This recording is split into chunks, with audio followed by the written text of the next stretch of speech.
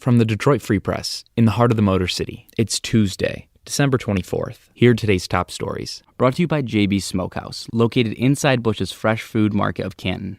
JB's offers a range of authentic barbecue favorites, and with more than 30 Michigan craft beers on tap, trivia, and live music every Friday night, JB's is sure to become your new favorite barbecue spot.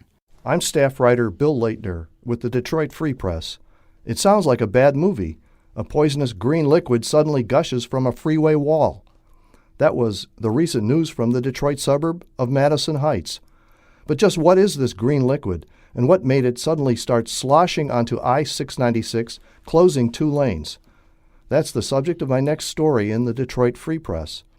I've just spent half a day with the EPA, walking around an industrial site near the freeway embankment, where a metal plating firm operated for decades, and where the EPA did a year-long Superfund cleanup. Now, to find out why pollution investigators finished that cleanup last year, yet never expected this hazardous green liquid to gush forth, check my story at www.freep.com. This is Steve Peppel from the Detroit Free Press. David Trott, the former 2-term Republican congressman from Oakland County, says Donald Trump is unfit to be president.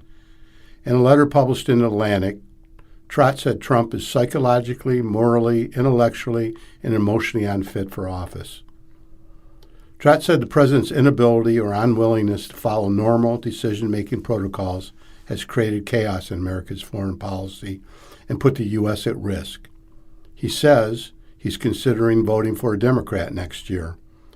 Trott recently told the New York Times that he chose not to run for a 3rd term because he would have faced the wrath of Trump and the likelihood of a primary challenge. Michonne Maddock, chairwoman of 11th Congressional District Republicans, called Trott a Democrat in disguise. She said Trott had abandoned his constituents, allowing the Democrat to win his old seat.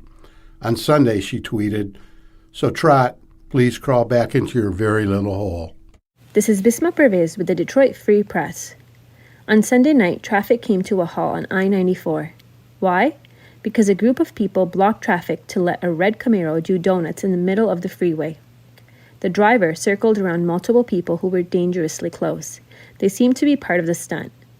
Now the Detroit Police Department is responding to what they're calling dangerous and illegal 360 activity. Police Chief James Craig said that they're covering their license plate with a message to the DPD, but he has a message for them. They're not professional race car drivers. Imagine blocking a freeway and engaging in this 360 burnouts, sideshows, and the car loses control, flips the median, and goes into oncoming traffic. It could happen. The chief said that the behavior is a public safety threat. But here's my message to them. We are going to find you. And when we do, we're going to arrest you, and we're going to seize your vehicle. In fact, my plan with that Challenger this time is we're going to keep it, we're going to seize it, and we're going to convert it into a police car. Police have a pretty good lead on the Camaro, and they learned that the owner lives outside of the city. They have a suspect in custody. He wasn't actually involved in driving, but he did stop traffic, and he was involved in a similar incident in November when he hit a pedestrian. Police are asking anyone with information to come forward or call 1-800-SPEAK-UP. I'm Kirkland Crawford with the Free Press Sports Department, and a look back at the Lions. We're near the end of another decade without a Super Bowl for Detroit's NFL team, or a division title, or a playoff win, or even back-to-back playoff appearances. But as we pick through the good and the bad from the last 10 years, Dave Burkett and Carlos Monarez highlight perhaps the biggest singular Lions moment from the decade. I guess I would say that picking up the flag in 2014. It was face guarding. It was a legal play. What are you talking about?